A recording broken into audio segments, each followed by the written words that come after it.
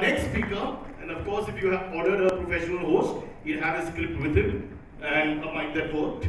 But I've been wanting to save some money. So our next speaker also has a very small write up about him, so that deserves a round of applause.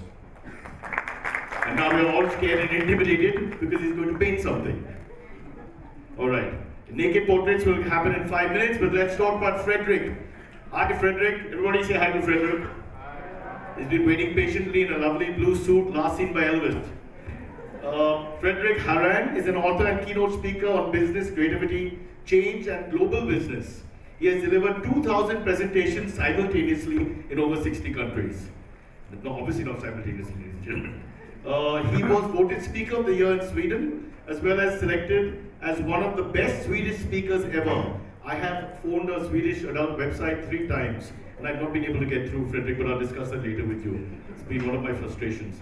He is a CSP, Certified Speaking Professional, one of 700 globally, that the total number is 700, not more, as well as a GSP Global, one of only 30 that exists in the entire world. He is the author of 9 books, including the Idea Book, which was included in the 100 best business books of all time, the Idea Book. All right, his latest book is called One World, One Company, and he's writing a book about India called Dirty Roads. But that's not in this presentation. Okay, folks, the man who wrote One World, One Company is now going to come on stage. He's had a very long flight. He's had no sleep. So let's give him a lot of love and respect. Fredrik!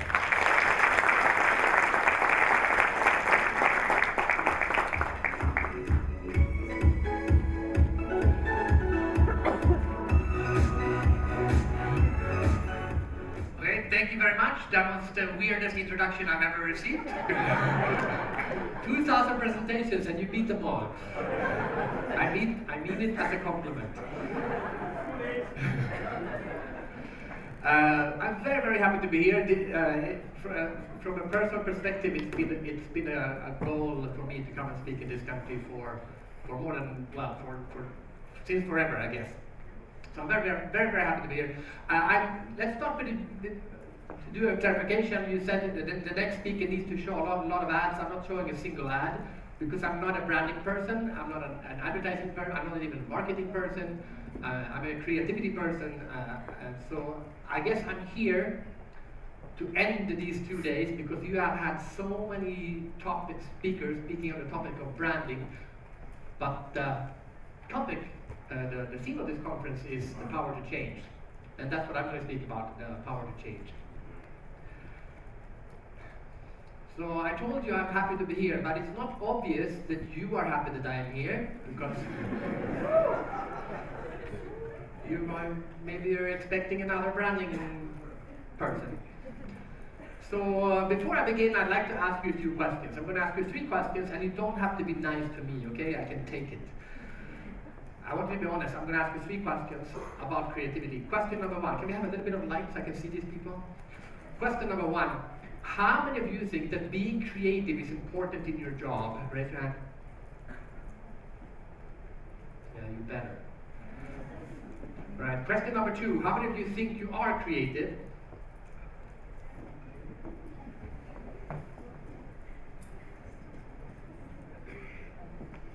I have to ask one more time. How many of you think you are creative? That's not supposed to happen. You understand English? Okay. 3rd question. How many of you think that your company is doing enough to develop your creativity? Okay. This is a weird group. Alright. I've asked these 3 questions more than 2,000 times in more than 65 countries, and I'm doing it for the first time in this country, and you are not behaving the way you're supposed to behave.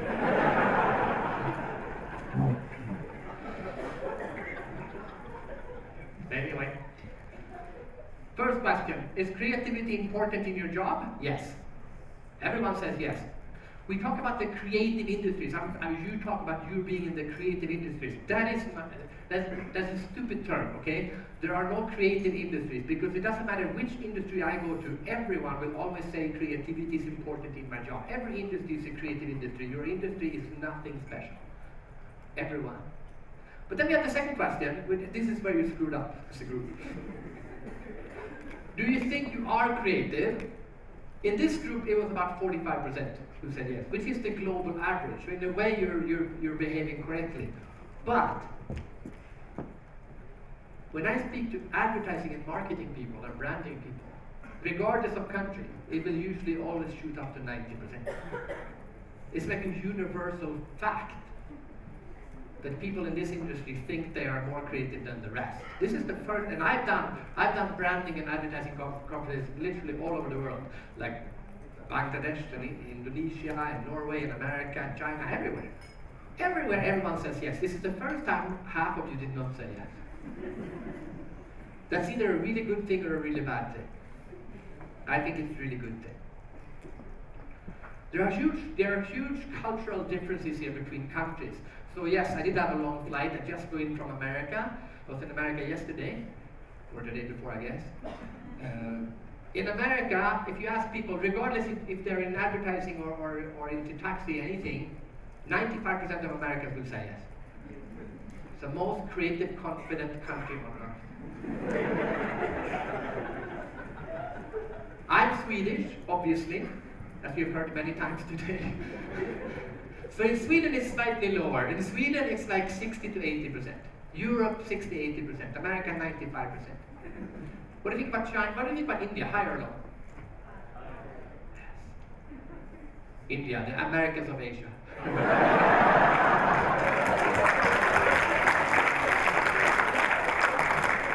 Very, very, very confident people.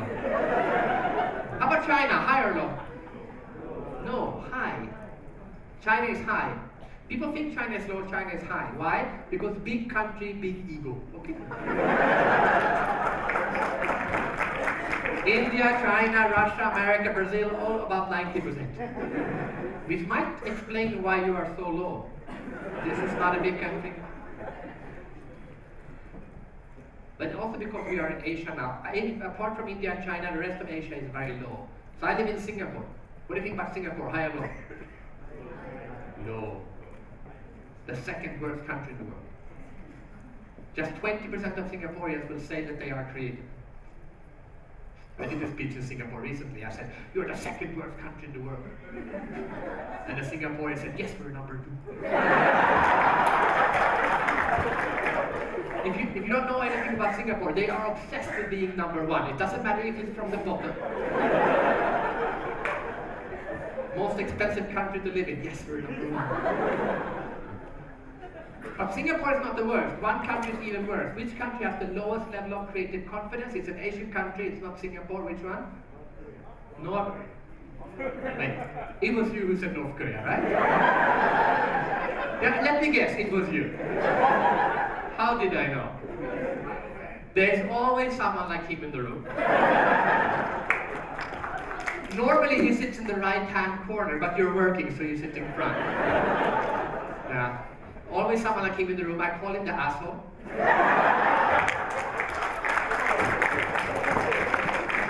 See, I can be rude too. I mean it as a compliment.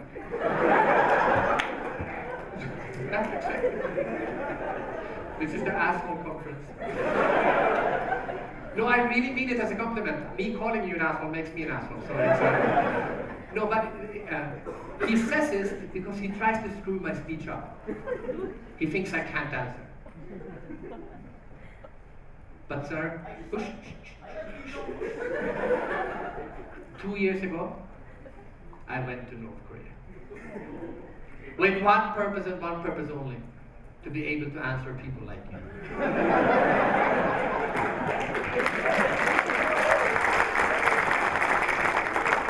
And I asked every North Korean I could meet, do you think creativity is important in your job? And every one of them said yes, which was a bit of a surprise. Then I asked the second question, do you think you are creative? Every single one of them said yes, which means you couldn't be more wrong. North Korea is the country not with the lowest level of creative confidence, but the country with the highest level of creative confidence, even higher than America. When the people hear this, they say, Fredrik, they have to say that or they will be shocked. It's probably true.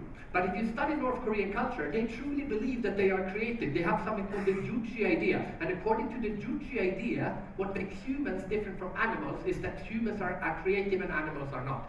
North Koreans really think they are creative. Obviously they're not. It's the least creative country on earth. By the way, why do North Koreans think they're so creative? Because they're living on an island. They're isolated from the rest of the world. They've never met a foreigner.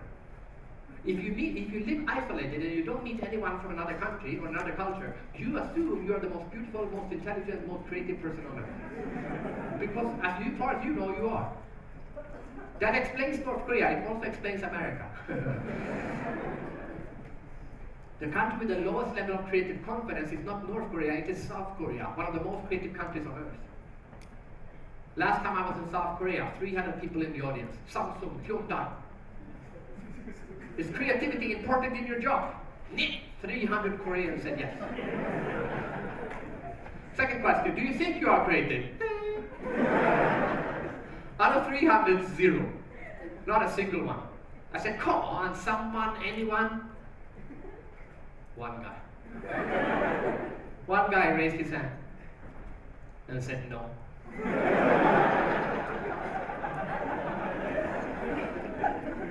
He just wanted to make a clarification. He said no. Not compared to Leonardo da Vinci. That's the Asian way. I've been living in Asia for 12 years. This is the Asian way. Are you creative? No. Not compared to the most creative person who has ever lived. What's the American way of thinking? Are you creative? Hell yeah, compared to my brother.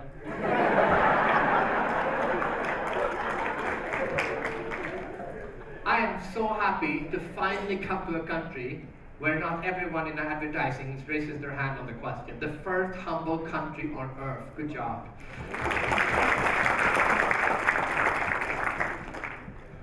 But I'm here today, okay, we'll do the last question also. Is your company doing enough to develop your creativity? No. 2 people say yes, HR manager.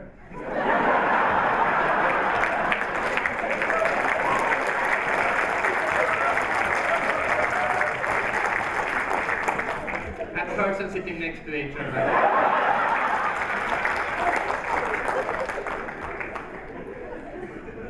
Here are 2 messages for you today.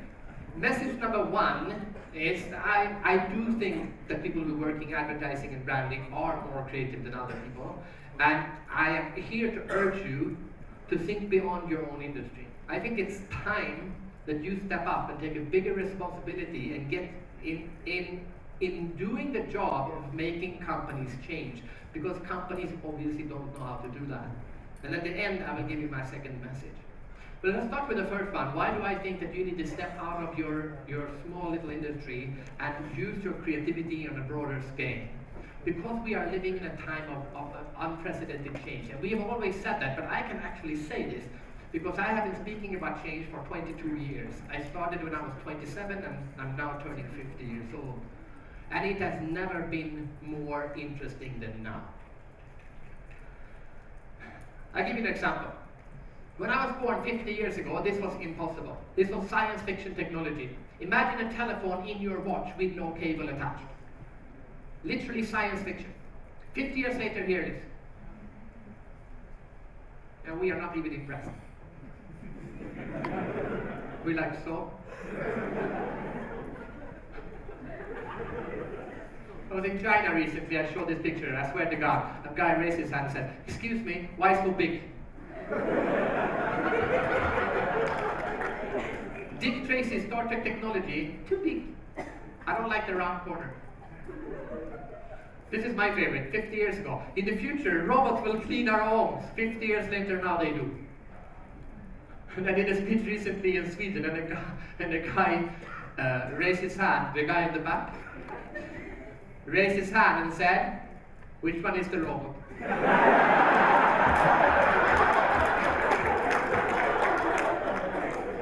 And I'm happy you're laughing, but this was in Sweden. Sweden is the most gender-sensitive country on earth. No one was laughing.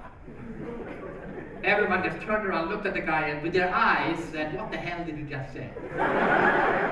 And he said, no, no, no, no, I'm not trying to be funny. I'm an expert on robots. It was a seriously, I meant the question sincerely. He said 10 years ago, if you went to a robot exhibition and you show this, people might get interested. They might be impressed. But if you go to a robot exhibition today and you show the red thing, no one's going to care.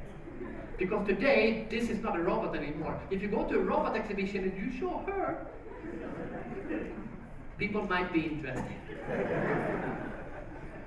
And I mean, I know it's easy to sit in a country like this and say, yeah, sure, change is happening, but you know, we are changing too, but not so much as the blood.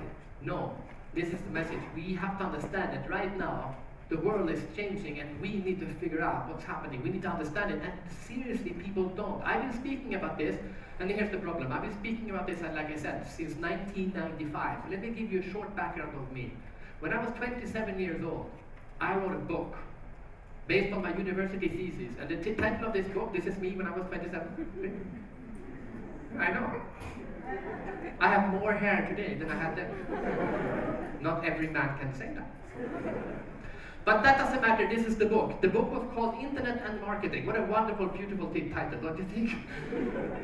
But at that time, it was a bestseller. It was the first book in Swedish on the concept of Internet and marketing. I was, at the age of 27, Sweden's leading Internet expert. Because I knew 10 weeks more about the Internet than anyone else did. And then, for the whole 1990s, I started an internet company in 1995, I sold it in 1999, and during those 1990s years, I would go around to every conference there was in Sweden, like a branding conference, or a sales conference, or a travel agency conference, any kind of conference, and I would do a speech about the internet, literally like this. The internet is a network of networks. I would literally say that. And people go, what? A what? And then I'm going to tell them, this is going to change everything in your industry. And people go, oh, really? I don't know. Okay. That is 22 years ago. What is the most common theme in business conferences in 2017? Digital disruption. 22 years later.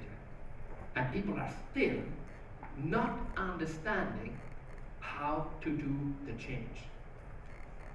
I thought I even wrote in my book that the people who were going to develop the internet was advertising agencies, and they didn't do it.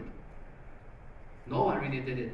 But now it's time. It's time for you to understand how businesses not only market through internet, transform through the internet. Because now, as we've seen in some of these examples, sales and marketing, customer service all blurring together, and you need to be the one who pushes companies to do this change. So I'm going to give you an example to show how normal people, not people like you and I, but normal, uncreative, boring, what did you call them? Boring people? This is how most people think. Most people are not able to understand that the world has now changed. A new technology, see, change, the power to change is the theme of this conference. Change doesn't happen because someone invents this amazing new technology. Change doesn't even happen because someone buys this amazing new technology. Change happens when people change their mindset around what we now can do with this technology that we have now bought. And a lot of the technologies and a lot of things that we have access to now, we buy it, but we don't change our behavior. Or people don't. So, anyway, here's the story. Happened to my brother. You're going to hear about my brother a couple of times today. He's an unlucky bastard. So, okay, so my brother comes... I don't know too much. So, okay, so my brother comes up. This is the check-in machine in an airport, right? You know how this works? Yes? Yes. So my brother goes up to this machine and it says, enter your booking code. So he enters his booking code. The machine says, wrong code, please try again. My brother tries again. Same thing, wrong code, please try again. Third time, wrong code, please try again. My brother tries a fourth time. Suddenly the machine doesn't say wrong code, please try again. Now the machine says wrong code, please contact service staff. Because the guy who programmed it knows, if you can't do it on 3 times, you will never be able to do it. So we're going to help you. So my brother looks up and there's a woman standing there. A woman there to help people like him. So he goes up to her and he says, excuse me miss, there's something wrong with my code. The woman, without looking at the piece of paper, the woman looks at my brother and says, well, excuse me, do you have a 1 or a 0 in your code? Brother, yes, I have a 1. The woman says, try changing it to lowercase letter L.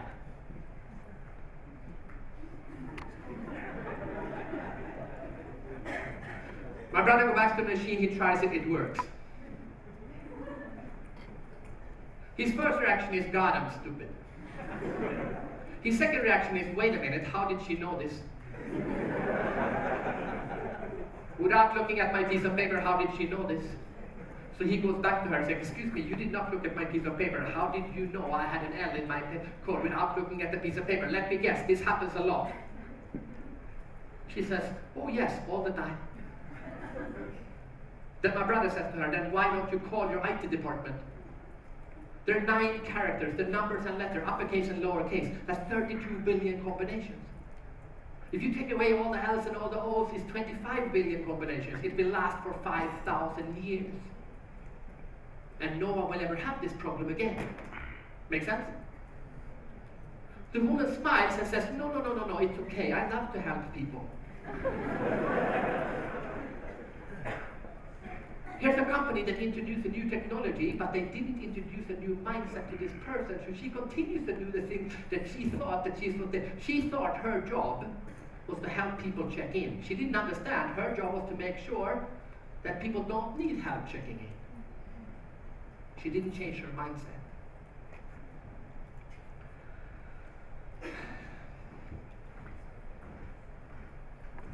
So you were talking about, are there any Australians or any French people there? So I guess I have to ask, are there any Germans here? No. So I'm going to tell you a story. This is my kind of story to symbolize the concept of why people hate to change. So this is the swimming pool. This is the swimming pool. This is a story about my brother again and a German. Here's the German. Here's my brother. Here's the swimming pool. So my brother comes into the swimming pool, jumps into the swimming pool and starts to swim. Let me ask you a question. How are we supposed to swim in a swimming pool? Anyone? You have swimming pools here? How are we supposed to swim in a swimming pool? Huh? Like this. Right? Yeah. Up and down, up and down, up and down. Why are we supposed to swim like this? There must be a reason. What is the reason? Because? Huh? Yeah. Did you hear? It's always a man who answers this question. And he always sounds so confident when he answers, like I'm asking the most stupid question. I say, why do you swim like this? Because it's the longest. Sir, this is longer.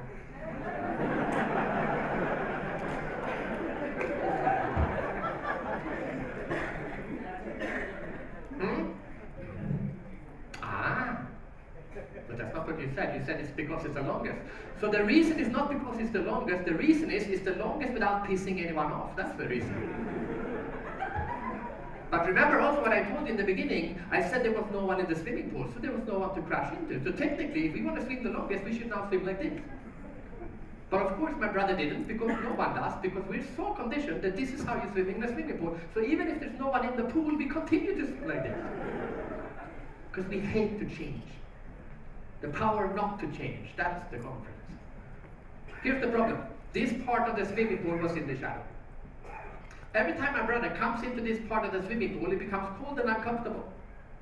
But my brother continues to swim like this because you're supposed to swim like this. Then suddenly my brother has an idea. He says, wait, I'm the only person in the pool. I can swim anywhere I want. So he starts to swim like this. Then the German man stands up.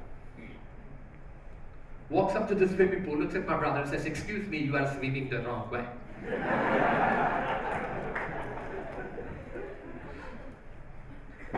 My brother thinks he's kidding, so he says, yes, I know. He continues to swim like this.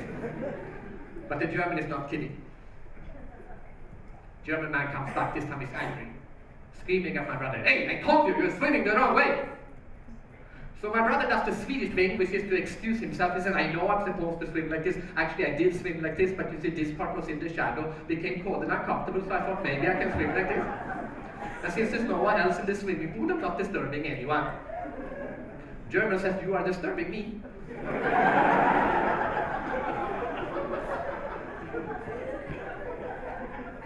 My brother gets so shocked, he starts to swim like this again. But then he says, no. Who is this man to tell me how I'm supposed to swim in a swimming pool? So he starts to swim like this again.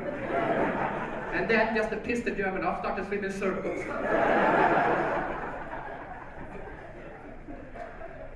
So what's the moral of this story? The moral of the story is that most people are unbelievably bad at doing creative things.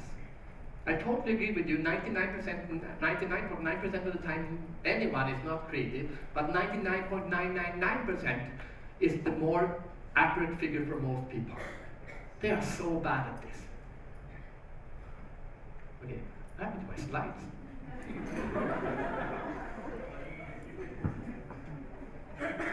Can I have some? There we go. So I thought, because we are in this conference full of what are probably the most creative people in this country, or some of them anyway, I thought we should do, in honor of this wonderful, beautiful quote from Muhammad Ali, I thought we should do an exercise in the spirit of imagination. So we're going to do the imagination exercise. It's a very simple exercise. It goes like this. Use your imagination and say something that is impossible. Use your imagination and say something that is impossible. You can say 10 things loud and clear so I can hear you, not everyone at the same time. Use your imagination and say something that's impossible. Number 1, here we go.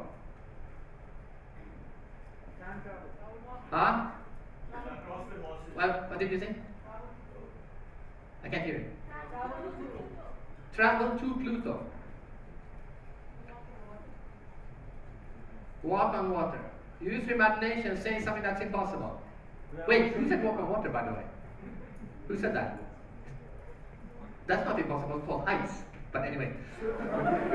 Use your imagination, say something that's impossible. 8 more. Huh? Rebirth. Okay? I thought we were in like in rebirth country. Rebirth. Use your imagination, say something that's impossible. Time travel. Use your imagination, say something that's impossible. Not everyone at the same time, I need to hear you. But you're not allowed to be part of this. What did you say? Okay, breathe underwater. Without help. Use your imagination. What? Pigs who can fly. Use your imagination, say something that's impossible. Dining with living dinosaurs. Who? Dining with living dinosaurs. Dining with some dead person. Is that what you're saying? Dinosaurs. Dine with dinos. Alright. Use your imagination, say something that's impossible. 3 more. You are not allowed to participate. Huh? Sorry? Okay, travel to Pluto or travel to the sun, the same concept. What do you say? Cyrus not speaking. That's highly unlikely. It's not impossible. I said impossible. 3 more. Sleep is possible, I tell you. Live forever. Live forever. Live forever. And 2 more. Use your imagination. Say something that's impossible. Donald Trump doesn't use Twitter. You are not allowed to participate. I'm speaking English. Okay, 2 more. Use your imagination. Say something that's impossible. Come on. Teleportation. And 1 more. Use your imagination. Say something that's impossible. Last one. Living without food. Okay. No food. Forever. Yes. Okay, good. That took a little bit longer than I thought, but never mind. All right. Shall I speak? All right. So let's see. Let me ask you a question. How many different answers are there to this exercise? Use your imagination and say something that's impossible. How many things could you have said as a group? How many things could you have said? Unlimited. There's infinite million, 1 million billion things you could have said. Do you agree with me? You could have said this: it's impossible for these two pens to right now fly up with rockets on their back, make it mid-air, fly into your nose and smoke. You could have said this. You could have said it's impossible, this is not a clicker, this is Donald Trump and Donald Duck having sex on Pluto. You could have said that. You could have said that. Yeah, I know. That's why I didn't let you be part of this. There's 1 million trillion things you could have said. Do you agree with me? And here you are sitting, the most creative people in this country, in the most creative industry that there is, celebrating creativity all the time. Your most famous global conference, the one you always talk about, the Cannes one, is called the Festival of Creativity. Not branding or advertising, the Festival of Creativity. You're so stuck up on this word, you think you're so creative. Okay, let's see. You say 10, I say 10. There's 1 million trillion things you could have said. So let's see how you do. You say 10, I say 10. First we have fly. Then we have walk on water. Here we have walk on water. Then we have time travel or go faster than light. Here we have time travel. Then we have, no, I want to see them. I want to see my list. Then we have live forever or awaken the dead. And here we have live forever. Then we have rebirth. That's almost the same. Walk to the sun, moon, and the universe. Here we have go to Pluto or the sun. But at the moment, teleport or invisible. Here we have teleport. Then we have breathe underwater. Here we have breathe underwater. Okay, you say 10, I say 10. 1 million trillion things you could have said. 1, 2, 3, 4, 5, 6 out of 10 is on my list. Okay? Or to summarize, you suck. You utterly failed. And why did you fail? Because you did not use your creativity. You went on autopilot and you just said something that you have heard is impossible before. I'm not saying you're not creative, I'm saying you didn't try. And you need to try. Because we need to see change. I call this idea perception. Idea perception is the idea that now something has changed in the world, or now we can do something differently. And doing something differently does not mean give the right answer that there's something that used to be right before. Creativity is to come up with something we haven't seen before. It's the people today who have the ability to see that the world is changing and understand how this change can now be used that are the winners, who have idea perception. So I'm going to see if you have idea perception. We're going to use my industry as an example. I'm an author. I write and I publish my books. So I'm going to ask you, what is the big change that happened in the book industry? For 500 years, the book industry did not change. And in the last 5 years or so, suddenly the book industry changed a lot. What's the big change that happened in the book industry? We went from books to what? Books to? Okay. See? Wait, here's the lesson. Just because everyone thinks they know what the big change is, doesn't mean that is the big change. Just because everyone says something is going to happen, doesn't mean it's going to happen. Hillary Clinton is going to win. Everyone said that.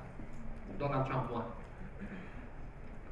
Idea perception is to see that what everyone else talks about is not going to happen. And when I ask what's the big change that happened in the book industry, everyone says, 99.9% of people would say you went from books to ebooks. Everyone says it, it doesn't make it true. It just means everyone is wrong.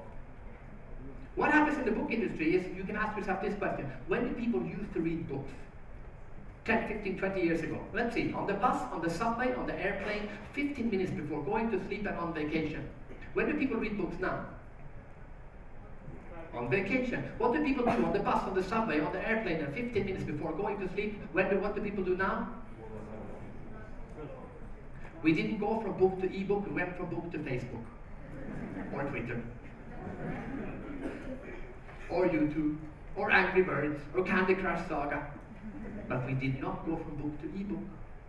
I can prove it to you. I've been taking pictures recently in a place where everyone used to read books. Airport lounges. 10 years ago, everyone was reading a book in an airport lounge. Today, no one is reading a book. Look at this. Okay, before you say anything, I know he's reading a book. But why is he reading a book? Because he's out of battery, that's why. But here we have gadget, and no one is reading an ebook, they are playing games. This is in Kuala Lumpur, one family. They only have one computer. They'd rather share one computer than, God forbid, read a book. Ebook or normal? But my next picture is my favorite example. This is a picture I took in Singapore about 3 years ago. And this is the perfect example of the change that I'm talking about. It's also the saddest picture you will see today. It's a picture that's going to make you cry. If you believe in humanity. Are you ready to cry? This is sad on so many levels. Look at this.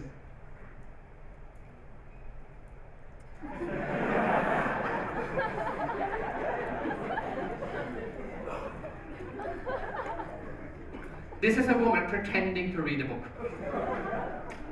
But she's not reading a book, she is watching a movie on her iPhone. And just like that, the book died.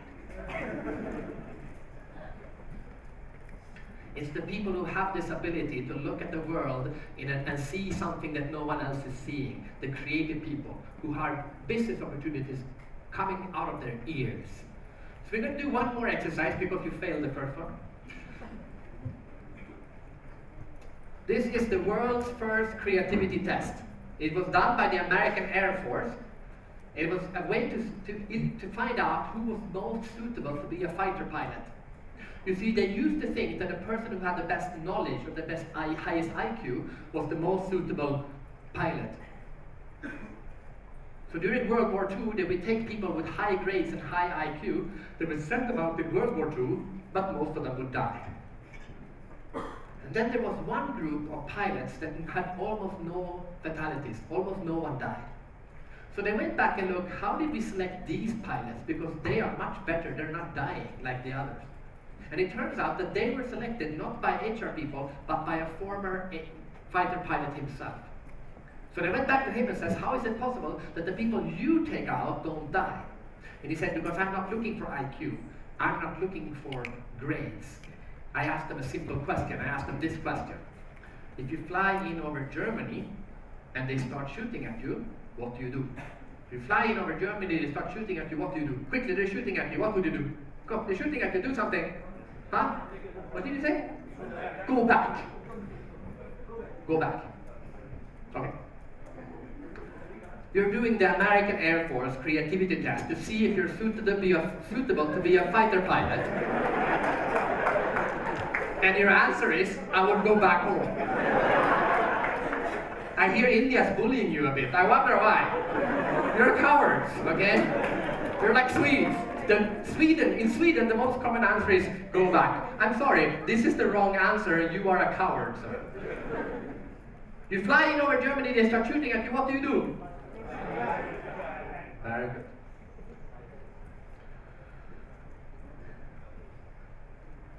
Fly higher. Go above the clouds. That is what you were supposed to do. That's what the manual said. Based on this experience, they created this test. So I said we were going to do it, so we might as well do it. It's a very simple test. It goes like this. What can you use a brick for? A brick. You don't need to show the slides, but there's a brick on the slide. There you go. What can we use a brick for? Give me a few answers. Give me 8 answers. What can we use a brick for? Wall. Build a wall. What can we use a brick for?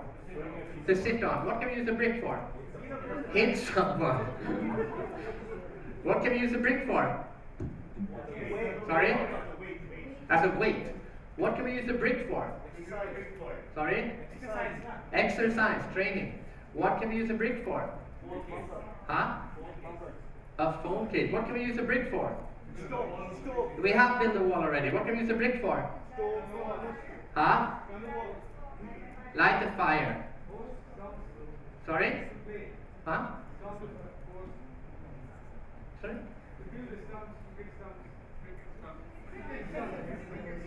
Oh, sorry.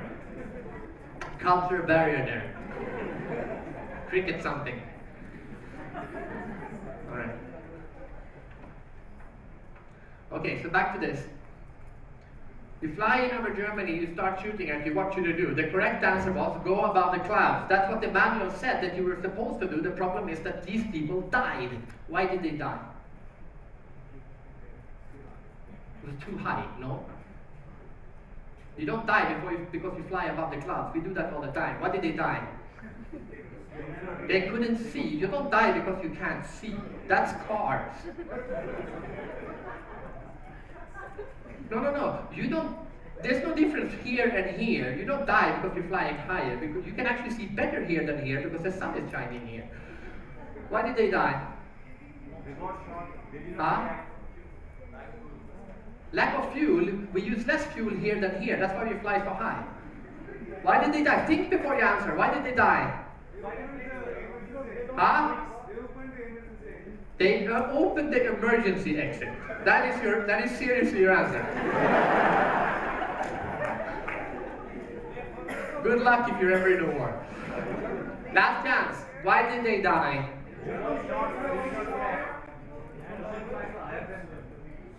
No, you don't die because you don't shoot back. This is why they died.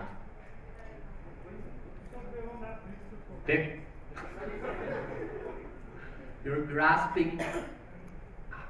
This is why they died. They died because the Germans had the same manuals. The Germans knew that what are you supposed to do what is an American supposed to do if he flies in over Germany and they start shooting at you? He's supposed to go above the clouds. So what did the Germans do? They waited here and they shot the Americans down. Because they know that what this general knew was how do you get good grades in school? You read it, the teacher gives you a book, you read the book, when the teacher asks you a question, you say what's in the book. You get good grades by repeating what someone else has been teaching you. But what happens to people who are in school, if you give them a manual, they follow the manual. What happens to a soldier who always follows the manual? He becomes predictable. What happens to a predictable soldier? They die. Turns out that these were the worst soldiers, even worse than you. Because at least you came home with a plane. So he didn't want people with good grades in school. He didn't want people who give correct answers. He wanted people who, under time pressure, as quickly as possible, could have come up with an alternative answer which was equally correct, which is creativity. He wanted someone to say something that was not in the manual. So let's see how you did. We did this here. I said, what can we use a brick for? There's 1,000,000 trillion things you could have said. You said 8, I say 8. Here we go. Number 1. Here we have built something, then we have a weapon, then we have books, sit or stand on, then we have a weight, here we have a weight. Okay, used for cooking, here we have like, so you say 8, I say 8, 4 out of 8 is on my list, which means 50%. More importantly, my first 4 is on your list. Or your first 4 is on my list, to be precise. Which means you have learned nothing. It also means if you and I were in war, you would now be dead. Because you are utterly, utterly predictable. Shame on you.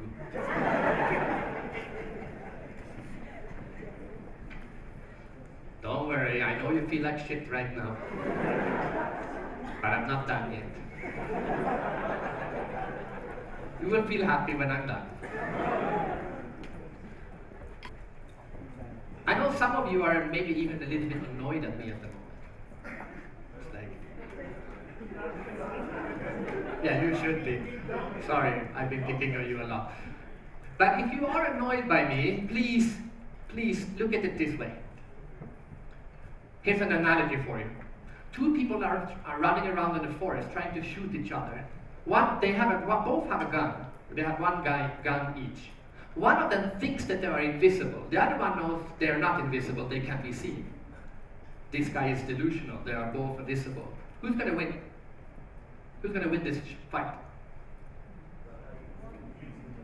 No, not invisible, invisible. One thinks that they are invisible, but they are not. Who's going to win? The other guy, because the guy who thinks that they are invisible, he's just going to walk around like this, saying no one can see me, and the other guy is going to stand behind a tree and shoot the other guy. Agree? Yeah. So here's the lesson. This is the first time I am in this country. I haven't been to your competitors. They still think they are creative. At least you know you're not. Who has an advantage?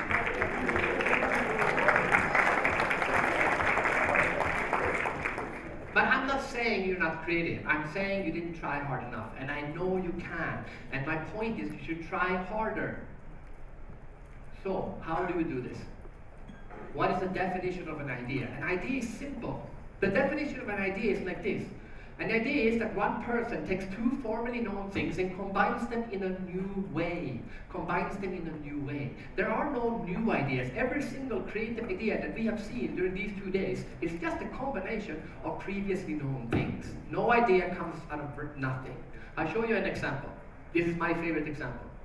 You take the concept of a sink, which is a previously known thing, and you take the concept of a urinal, which is a previously known thing.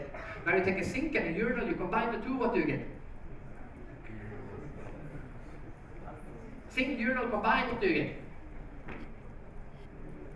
I was in America recently, a guy said, what, shower? No, you get this. You don't get it? Okay, here's an illustration.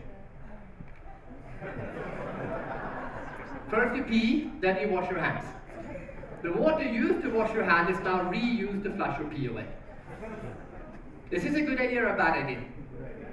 It's a fantastic idea. Why is it a fantastic idea? Because? Saves water, which in most parts of the world is a huge issue. So we're saving water, we're saving something else. There's a second reason why this is a good idea. Huh? You wash your hands. You're supposed to wash your hands anyway. But I know what you mean. There's a slightly bigger chance that men will wash their hands. So it's hygienic and it's environmental. Is it good for a third reason? Save space. Yes, saves space, which means saves rent, which means saves money. So we're saving money, the environment, and it's more hygienic. Is it good for a fourth reason? It saves one more thing. And he said that. There's a fourth thing we say. Huh? Time. Who said time? Okay. If a man says it saves time, it's okay, I just continue. But once in a while, a woman says it saves time, and then I need to add a follow-up question. Because when men say it saves time, he means I don't have to walk over to the sink, right? But when women, and this is not a joke, when women says it saves time, the most common answer from women is, now they can do two things at once. They have no clue how we be. I'm showing you this idea, not because it's a branding idea, or not because it's the best idea in the history of mankind, but because a urinal is a 2,000-year-old invention that someone made better by combining it in an unexpected way with something we haven't seen before. The definition of creativity looks like this. An idea equals that a person takes knowledge and information and combines it in a new way. That's all you have to do. Combine it in a new way. Now normally I would just move on, but because you are branding and advertising and marketing people, I'm going to give you one more example of this. And this time, because everyone here during this day, they've been showing case studies that they have been working on. It's like, it's not just showing other people's work, they're showing this is something I did. So I think, even if I'm not going to show you advertising, at least I should show you one example of my own creativity, because I've been quite hard on you, so maybe I should show you some of my stuff. Are you ready for that? You want to see that? Are you ready to be blown away by my creative genius? I never understand why people laugh there. Alright, I took two previously known things and I combined them in a new way. This is my book, the idea book. I took the concept of a book. Books are nothing new. I took the concept of a notebook. Notebooks are nothing new. Now you take a book and a notebook, you combine the two, what do you get? You get a book and a notebook. So here's my book. It's 50% book. Here you can read how can you become more creative. It's 50% notebook. Here you can write down all the brilliant ideas you get when you read my book. It's not a book, it's not a notebook, it's a book and a notebook.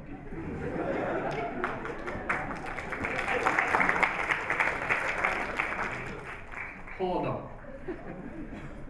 Giving someone an applaud while you are laughing doesn't help. It just makes it hurt more.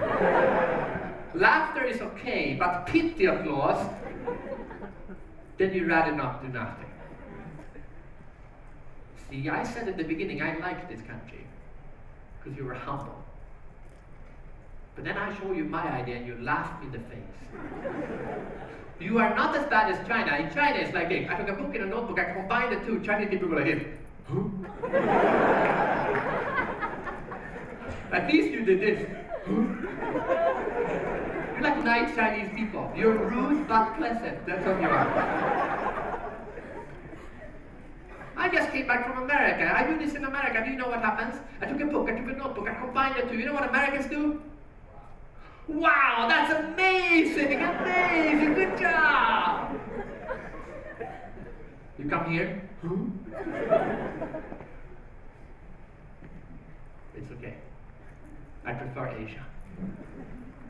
Once I was in America and they said, I took a book, I took a notebook, combined the two. They said, oh, that's amazing! Then I asked a follow-up question. I should never have done that. I said, well, thank you. Why is it amazing? I don't know, but it's amazing! Lying bastards. See, you couldn't stop yourself. You're laughing me in my face because you're honest people in this country. Honest and nice. Let's laugh and then give him an applause. But here's the problem. Now you have lost all respect for me. Now you laughed again. See, when I was introduced as the author of one of the 100 best business books of all time, and there was some kind of respect in the room. That is now gone. Be honest with me, don't be nice. Be honest. Raise your hand only if you truly believe that my idea was really, really good. Only then. I can take it, trust me, not you. Raise your hand if you think this was a really good idea. See, 95% of you are honest. But most of you go, no, that's not very good. So I need now to see if I in 1 minute can make you feel this idea was much better than you initially thought. Because here's a lesson for you. Just because a group of people don't recognize creative genius when it's being presented to them, doesn't mean the idea is bad. It only means the group is not very good at seeing creative genius when it's being presented to them. So let's see. Do you know how many books, how many copies the average business book sells? Take a guess. How many copies does an average business book sell in the world? No, not 10. 3,000 to 5,000 copies. That's it. Only 3,000 to 5,000 copies. Why? Because it's very difficult to get a bestseller, because there are hundreds of thousands of business books, but companies normally only buy like 1 book per manager per year. So it's very tricky, because the budget for management books in a company is like this, very small. But my book is not a book. My book is a notebook. Notebooks are not bought on the budget for management books. Notebooks are bought on the budget for stationery. And how big is the budget for stationery in a company? Ka-ching! So let's see. The average business book sells 3,000 to 5,000 copies. I have in Singapore alone sold 15,000 copies. I have in Sweden alone sold 150,000 copies, and I self-publish my books. I have no publisher. I have in Iceland alone, hello Iceland, sold 3,000 copies, which is more than most authors sell in the world I've sold in Iceland. How many people live in Iceland, do you know? 300,000 people. That means that 1% of a country's population has bought my book, and that's better than Harry Potter.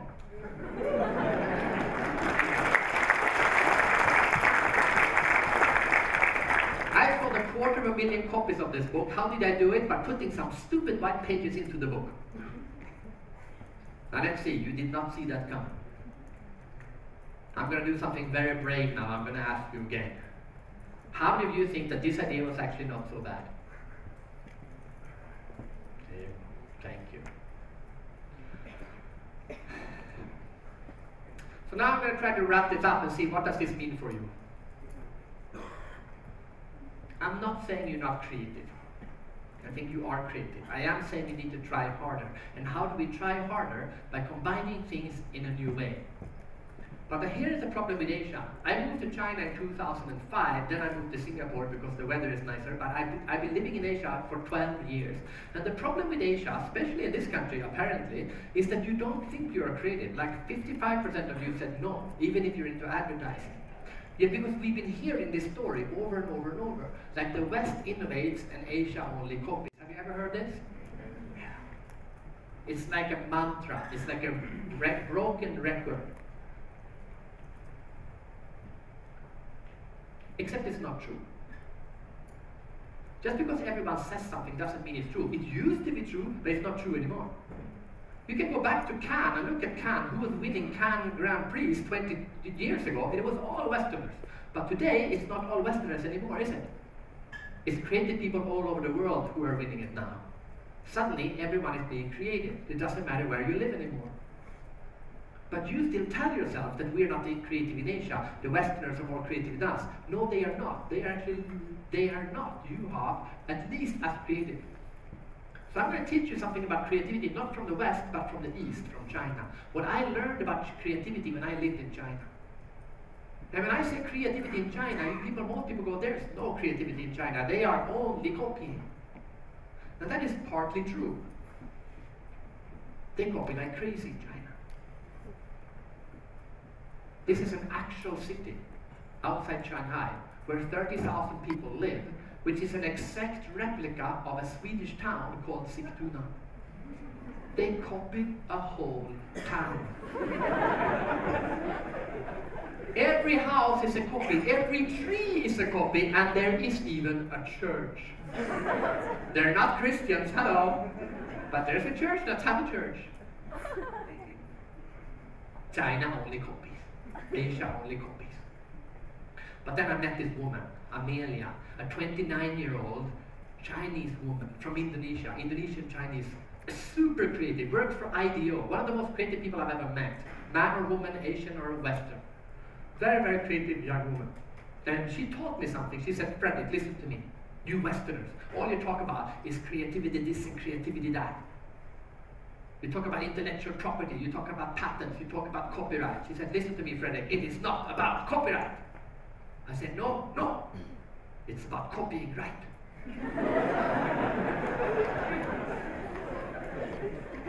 And this is absolutely brilliant. You see, everyone who creates anything has copied someone. Pablo Picasso said it beautifully. He said, good artists copy, great artists steal. Everyone copies. And while the West is still talking about the Chinese Google and the Chinese Twitter and the Chinese Twitter are now, correct me if I'm wrong, in many ways as innovative or more innovative than Google and Twitter. They have solutions that we don't have on Twitter or Google, and they have solutions that they don't have. There is now innovations happening anywhere, and you need to learn from anywhere, which means you need to stop looking only at the West, you need to start looking at what people are doing all over the world. So I'm going to end by showing you what I think is a great example of this, the mindset of the 21st century, the mindset that you need to have.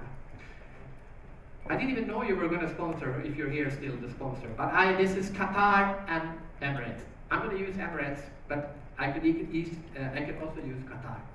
I think this is a perfect example of a mindset of not thinking that you are right.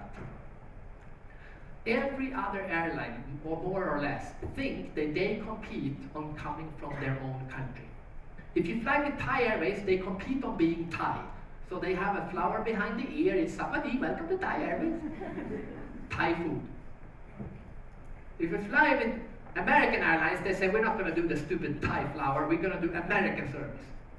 Big smile. Hi, hello, welcome Mr. Haren, so nice to see you, give you a hug. Air France says we're not going to do American service, it's vulgar. We're going to make French service, which means no service whatsoever.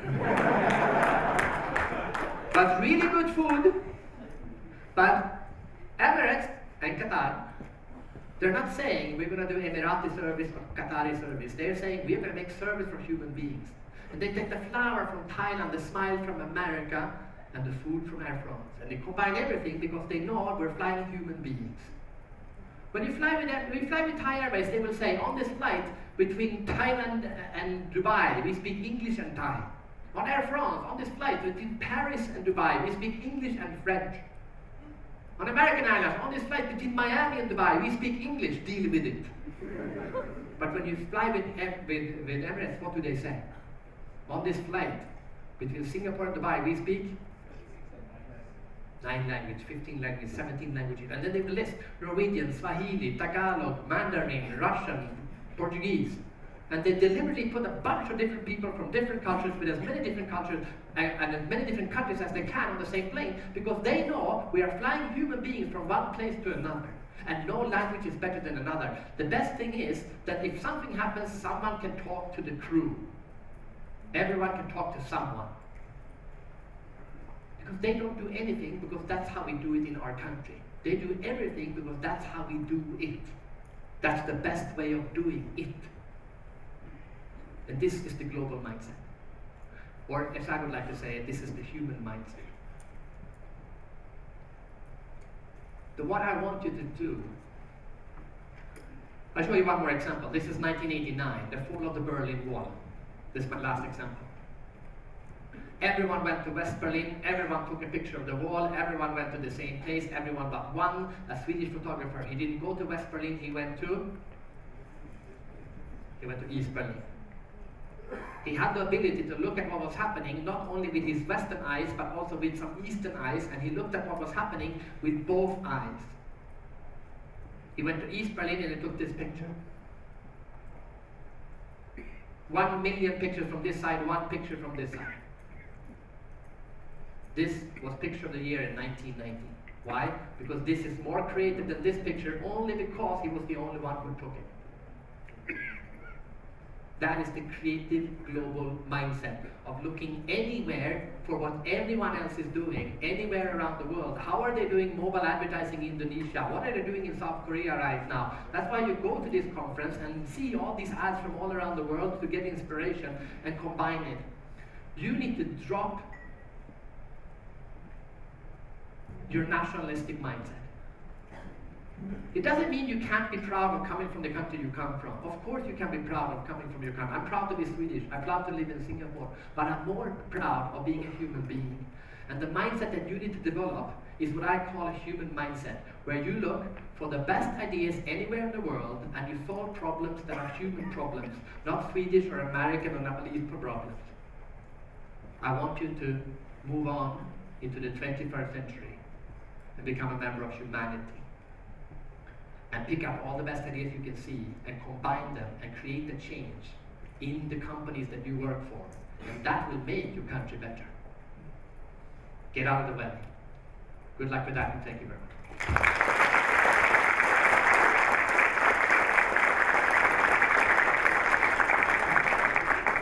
Big hand to Fredrik, please, ladies and gentlemen. He's taught me many new things today.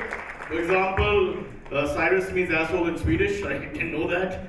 Thank you. But really very entertaining for all of us. And we're going to call Raven up to give a special prize to Fredrik. I wonder what it is. I'll deal with you later. The ambassador's got some security. We'll talk about it.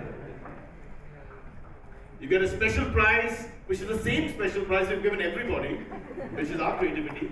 It's you with less hair when you were younger. It actually looks like a cross between, I don't know, Beyond Borg at 16 and you. That's fine. Yeah, that's good, that's good. All right. Big hand, ladies and gentlemen, very entertaining.